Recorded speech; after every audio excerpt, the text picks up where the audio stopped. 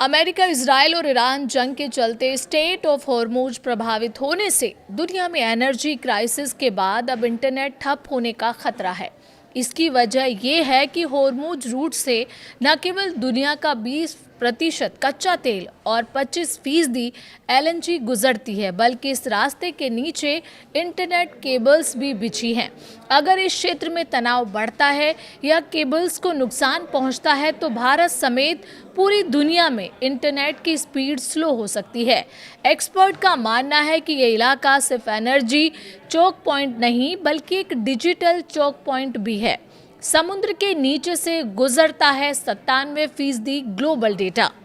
अक्सर लोगों को लगता है कि इंटरनेट सैटेलाइट के जरिए चलता है, लेकिन हकीकत अलग है। दुनिया का करीब 95 से 97% डेटा फाइबर ऑप्टिक केबल्स के जरिए ट्रांसफर होता है। ये केबल समुद्र के नीचे बिछी होती हैं। भारत को यूरोप, अफ्रीका और पश्चिम एशिया से जोड़ने वाली मुख्य केबल्स इसी रूट के पास से गुजरती हैं।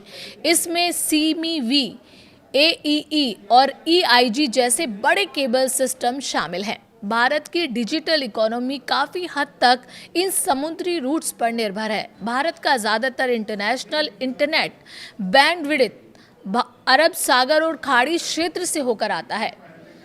लेटेंसी बढ़ जाएगी अगर केबल्स को नुकसान होता है तो ट्रैफिक को लंबे पैसिफिक रूट पर डाइवर्ट करना पड़ेगा। इससे लेटेंसी यानी डेटा ट्रैवल टाइम बढ़ जाएगा, इंटरनेट स्लो होगा। यूट्यूब, इंस्टाग्राम और नेटफ्लिक्स जैसे प्लेटफॉर्म्स पर बफरिंग बढ़ जाएगी। वीडियो कॉल और क्लाउड सर्विस में भी दिक्कतें आ सकती हैं। 23.48 लाख करोड़ के आईटी सेक्टर पर भी असर पड़ सकता है। भारत का आईटी और आउटसोर्सिंग सेक्टर करीब $250 बिलियन का है। अमेरिका और यूरोपीय क्लाइंट्स के साथ रियल टाइम कनेक्टिविटी इसी लो लेटेंसी नेटवर्क पर टिकी है।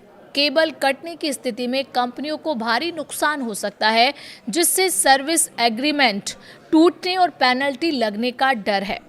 इसके अलावा खाड़ी देशों से आने वाली रेमिटेंस और स्विफ्ट जैसे बैंकिंग ट्रांजैक्शन भी धीमे पड़ सकते हैं।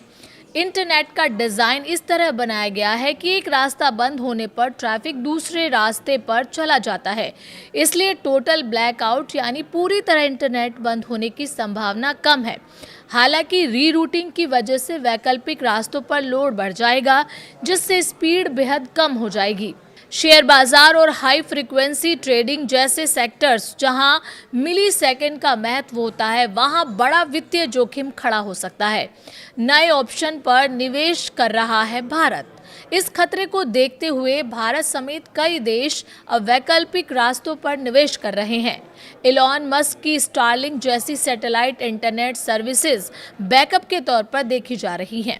भविष्य में ऐसी केबल्स बिछाने की योजना है जो संवेदनशील क्षेत्रों को बाईपास कर सके। फिलहाल हॉर्मुज में बढ़ता भू राजनीतिक तनाव तेल की कीमतों से ज्यादा डिजिटल दुनिया की चिंता बढ़ा रहा है।